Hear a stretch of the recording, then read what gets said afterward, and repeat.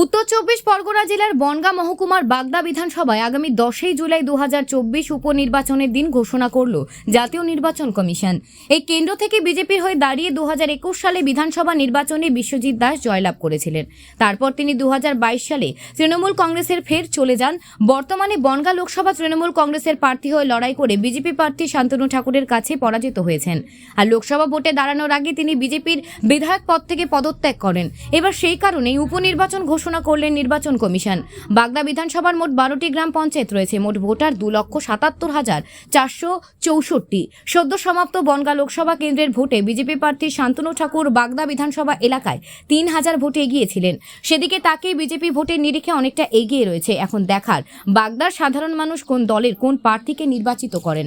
দেখুন, নির্বাচন সদ্য শেষ হয়েছে এবং নির্বাচনের যে ফলাফল সেটাও এসছে, কিন্তু দীর্ঘদিন ধরে নির্বাচন চললো এবং এই যে গরম উপেক্ষা করে বাংলার মানুষ ভোট দিল, আগামীতে আবার এই গরম এবং তার মধ্যেই নির্বাচন, বিশেষ করে বাগদা এবং পশ্চিমবাংলায় যেই তাপদাহ চলছে, সেইখানে দাঁড়িয়ে নির্বাচন কমিশনের আর একটু চিন্তাভাবনার প্রয়োজন ছিল, যাতে আরও কিছুদিন পিছিয়ে বর্ষা আসন্ন অবস্থায়, যদি বর্ষা যখন হচ্ছে তখন যদি হতো, তাহলে মনে হয় এটা আমার অভিমত যে তাহলে ভালো হতো। তারপর দীর্ঘদিন স্কুল বন্ধ, ছাত্রছাত্রীর পঠন পাঠন বন্ধ, সবে আজ স্কুল খুলেছে, আজই আবার শুনছি নির্বাচন ঘোষণা হয়েছে।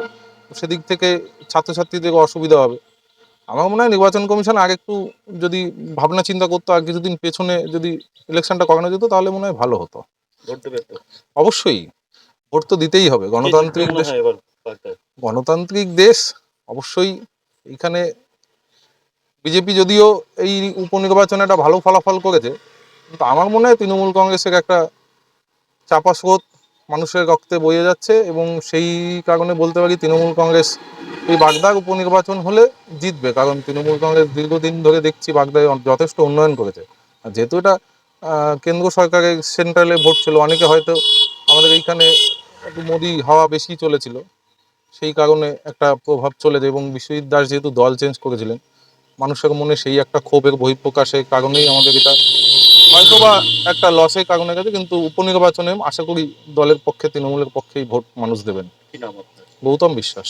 নির্বাচন এটা পশ্চিমবঙ্গের রাজ্য তৃণমূল কংগ্রেসের এবং বাংলার মুখ্যমন্ত্রী মমতা বন্দ্যোপাধ্যায়, যেহেতু আমাদের বাগদা থেকে শুরু করে এই জেলায় 3টে কেন্দ্র আছে, বাগদা, হারোয়া, নৈহাটি, যেহেতু আমাদের বিধায়ক শূন্য এই মুহূর্তে, সেখানে দাঁড়িয়ে উপনির্বাচন আগামী 10ই জুন। এখানে যেহেতু বাংলার মানবিক মুখ্যমন্ত্রী মমতা বন্দ্যোপাধ্যায় যেভাবে একটা ঐতিহাসিক জোয়ার ভাটা তৈরি করেছে উন্নয়নের, সেই উন্নয়নের নিরিখে দাঁড়িয়ে এবারে উপনির্বাচনে দল যাকেই প্রার্থী করুক না কেন, কারণ বাগদার একটা ইতিহাস সৃষ্টি হবে। দুর্দিনে, যেটা বিগত দিনে যখন বামফ্রন্ট ক্ষমতায় ছিল, বাগদার বিধায়ক ছিল, আগামী দিনে ওই বাগদার বিধায়ক আমরা জয়লাভ করাবো। কারণ বাগদার লোকসভা ভোটে প্রায় 20,000 ভোটে পিছিয়ে 20,000 ভোটে পিছিয়ে ছিলাম, কারণ সেটা হচ্ছে সেন্ট্রালের ভোট ছিল। যেহেতু বাংলায় হচ্ছে মমতা বন্দ্যোপাধ্যায়ের এখানে গড়, এখানে জোড়াফুল ঘাসফুল প্রতীক চিহ্ন যে প্রার্থী দাঁড়াক না কেন এখানে জয়লাভ করে। সেখানে দাঁড়িয়ে যেহেতু বর্তমান আমাদের প্রাক্তন বিধায়ক মাননীয় বিশ্বজিৎ দাস বাগদার রূপকার 90 কোটি টাকার ওপরে বাগদা বিধানসভায় ঢেলে সাজিয়ে উন্নয়ন করেছে, রাস্তাঘাট থেকে শুরু করে এখানে ইলেকট্রিক চুল্লির ব্যবস্থা করেছে, ফায়ার স্টেশনের শিলান্যাস হয়ে গেছে, বাগদা হসপিটালে যে গর্ভবতী মাকে এখন বনগাঁ হসপিটালে যেতে হচ্ছে না, সিজারের ব্যবস্থা করেছে, এখানে বিভিন্ন জনমুখী প্রকল্প তৈরি করেছে, একটার পরে উন্নয়ন তৈরি করেছে মাননীয় বিশ্বজিৎ দা।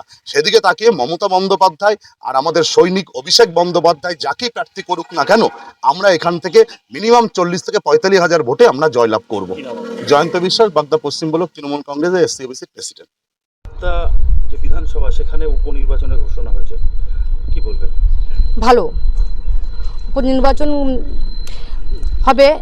আমাদের যে বিধায়ক ছিল তিনি পদত্যাগ করেছেন, যত তাড়াতাড়ি ভোট হয় আমাদের ভালো, কারণ আমাদের উন্নয়ন, রাস্তাঘাট অনেক যে উন্নয়ন হয়েছে, আরও যত তাড়াতাড়ি আমাদের ভোট হয়ে যায়, আমাদের যে কেউ ক্যান্ডিডেট হোক আমাদের কাছের লোকই হবে এবং আমাদের উন্নয়ন হবে, আমরা সেটাই চাই। চায়না বিশ্বাস, এক্স প্রধান হিলিঞ্জা। বিধায়ক তো একজন দরকারি, আর সে যেই দ্বারা এখন এই অতিরিক্ত গরমে একটু ঠান্ডা হলে, বৃষ্টি হলে ভালো হতো। ঠিক আছে, ভোট তো দিতে হবে।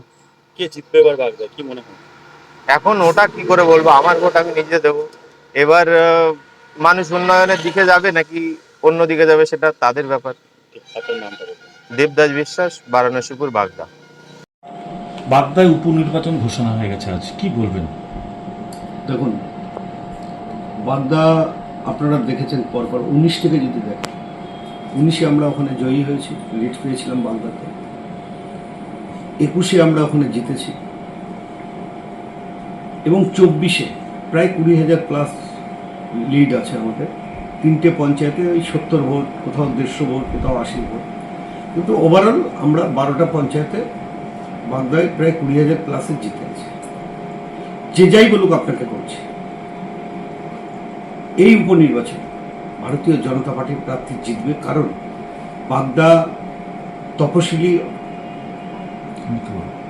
মতুয়া অধ্যুষিত বাগদা বিধানসভা এবং বাগদা উদ্বাস্তু মানুষ আছে যারা শান্তনু ঠাকুর সিএ নিয়ে লড়াই করে ভারতবর্ষের প্রধানমন্ত্রী এবং অমিত শাহজি স্বরাষ্ট্রমন্ত্রী সিএ লাগু করেছেন, সেই সিএ অ্যাপ্লাই অনেকেই করেছে। তো যারা সিএ সুবিধা পেয়েছে এবং সুযোগ সুবিধা যেগুলো আছে সেগুলো তারা পেয়েছে। আগামী যে উপনির্বাচন, সেই উপনির্বাচনে আপনি নিশ্চিত থাকুন, আমি এখনো বলছি ভারতীয় জনতা পার্টির জয় ওখানে নিশ্চিত। তৃণমূল বলছে ওটা ছিল লোকসভা নির্বাচন কেন্দ্রের, এটা রাজ্যের মুখ্যমন্ত্রী উন্নয়ন এবং বিশ্বের দাস প্রচুর উন্নয়ন করেছে এবং এই উপনির্বাচনে তাদেরই জয় হবে। দেখুন, তাহলে 21-এ ভারতীয় জনতা পার্টি কেন জিতল? ভারতীয় জনতা পার্টির প্রার্থী ছিলেন বিশ্বজিৎ দাস। সে বাগদার মানুষের সাথে বিশ্বাসঘাতকতা করে তিনি তৃণমূলে জয়েন করেছিলেন। তার উত্তর বাগদার মানুষ দিয়ে দিয়েছে, তার উত্তর বাগদার মানুষ এই লোকসভা ভোটে দিয়ে দিয়েছে। আর আগামী যে বিধানসভার উপনির্বাচন এর উত্তর পেয়ে সম্ভব আপনাদের প্রার্থী তালিকা? দেখুন, আমাদের কোনো সম্ভাব্য হয় না, যা হয় শিওর শর্ট হয়, আমাদের কোনো সম্ভাব্য হয় না। তো দল যেটা ঠিক করবে তিনি প্রার্থী হবেন, কে প্রার্থী হবে আমিও জানি না, কিন্তু এইটুকু বলতে পারি ভারতীয় জনতা পার্টির জয় বাগদাতে নিশ্চিত।